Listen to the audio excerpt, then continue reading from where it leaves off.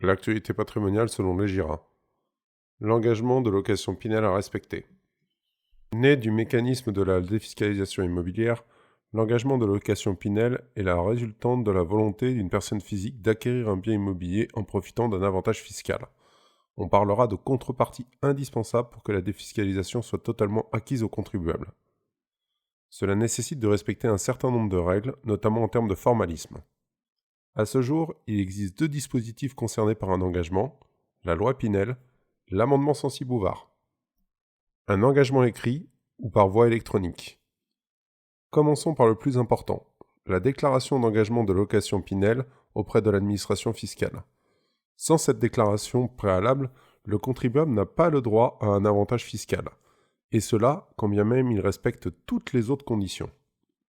Historiquement en format papier, le formulaire 2044-EB dans le cas du dispositif Pinel, il est désormais possible de faire son engagement par voie électronique. Alors comment faire? Tout d'abord, remplir l'item adéquat lors de la déclaration fiscale en ligne, suivant la livraison.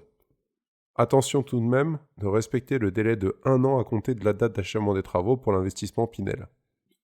Lors de cette déclaration, le contribuable devra indiquer tous les éléments concernant son bien ainsi que les conditions de location, que ce soit le prix et date d'acquisition, ainsi que la date d'achèvement des travaux, la surface utile, le montant du loyer.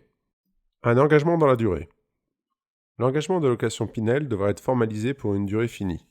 Il existe des dispositifs permettant une prolongation de la durée, tels que le Pinel, de manière volontaire.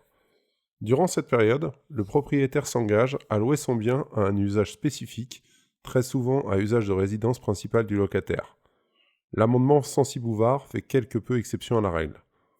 Aucune possibilité d'occupation par son propriétaire n'est possible durant la durée d'engagement. La rupture de cet engagement de location entraîne immédiatement la fin de l'avantage fiscal et le remboursement des réductions d'impôts accordées. Il y a quelques exceptions à la règle. Dans un monde parfait, le bien est loué dès le premier jour et cela pendant toute la durée d'engagement. Mais dans la vraie vie, cela se passe très souvent différemment. La première location. Il n'est pas rare que le premier locataire mette du temps à arriver. Cela peut venir de travaux d'aménagement que vous souhaiteriez mettre en place, comme la mise en place d'une cuisine équipée, mais surtout, cela vient de la capacité du marché à absorber l'arrivée massive de nouveaux biens à la location. Les périodes de vacances locatives.